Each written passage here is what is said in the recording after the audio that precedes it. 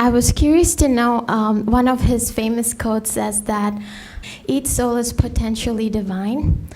And what struck me was the use of the word potential. And I was eager to know why it's not said that each soul is divine, but each soul is potentially divine. All right, that's a very good question. Swami Vivekananda's a very well-known quote, oft quoted, each soul is potentially divine, and the goal is to manifest this divinity already within us. And you do it by meditation or love or service or by knowledge. The last one was what we were trying to do this morning. But then, notice, if you go by the way of Advaita Vedanta, the way we were talking this morning, then wouldn't you say each soul is divine? Why potentially divine? If you ask Shankaracharya, each soul is divine already. Didn't we say that you're attaining that which is already attained? All it removes samsara, which was never there. So why the word potentially? One thing you must remember about Swami Vivekananda and Sri Ramakrishna is they were extraordinarily practical. Their spirituality was, no matter how high the philosophy, how abstruse the thought, was, at the end of the day, tremendously practical. What difference does it make to my life here and now? Now,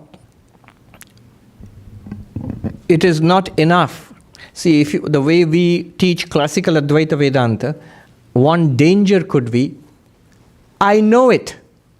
I have read the books, I have heard the talks, I have got so many notes, or nowadays everything is in the cloud, so everything is there. And I know it, I know all the arguments, I understand it, I even have a feel for the whole thing. So is your suffering in life at an end? Not quite, mostly so, but there are little problems. I get really mad when I don't get parking, and I really don't like my boss. No, if my suffering is not at an end, is my life a blessing to people around me? Some of them like me, and many of them don't. Then no. If I have not got the fruits, the results of Advaita, which is promised, then the journey is not complete yet. No matter whether what I know, what I have practiced, what I have read, understood, all that is very good, but I haven't got what I came in here for.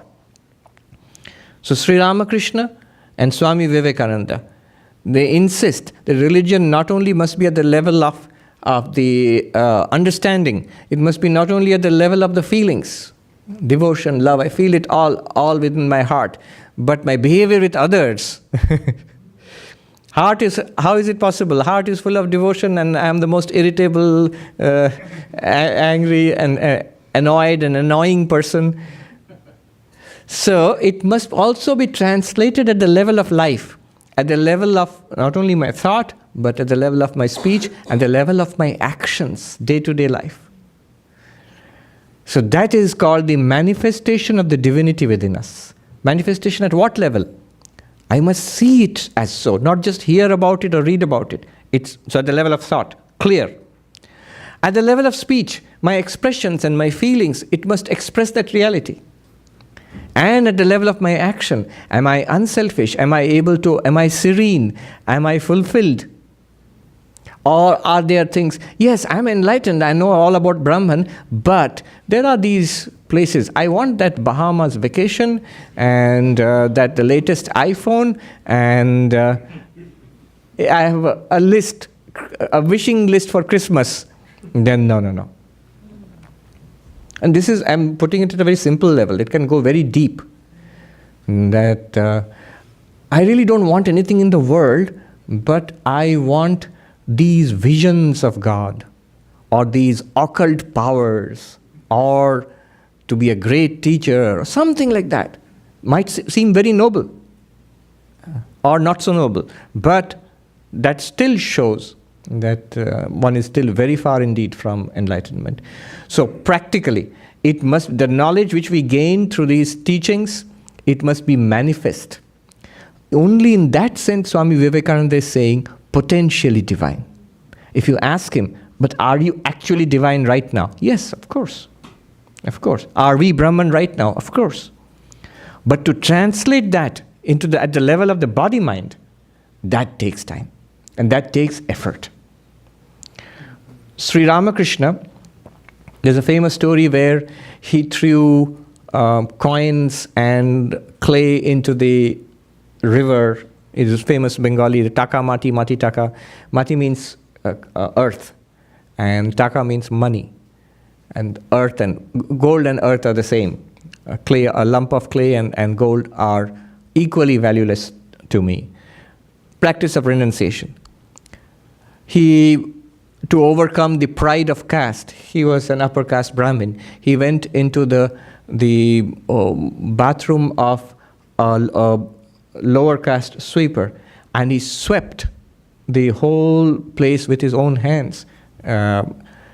Now, somebody wrote in a local paper in Calcutta in those days that religion is all very fine. He was a great religious teacher, but he criticized Sri Ramakrishna by saying, this is too much, this is overdoing things. You understand it, you changes your life, but to take it to this extreme. And then Swami Sarvapriyananda ji, in his book, The Great Master, he defends Sri Ramakrishna. He says, this is the only way of being spiritual that has been taught to us. That not only at the level of understanding, I have the most extraordinary ideas and I've read the most sophisticated philosophy, fine. But not only at the level of feeling. I'm full of devotion for God. When I hear kirtan, the singing of the chanting of the name of God, tears come to my eyes. Also good. But that's still not enough. It must be at the level of my life. Do I have peace within me? Do I radiate peace for others? Have I overcome all worldly longings? Have I overcome anger and jealousy and hatred and prejudice?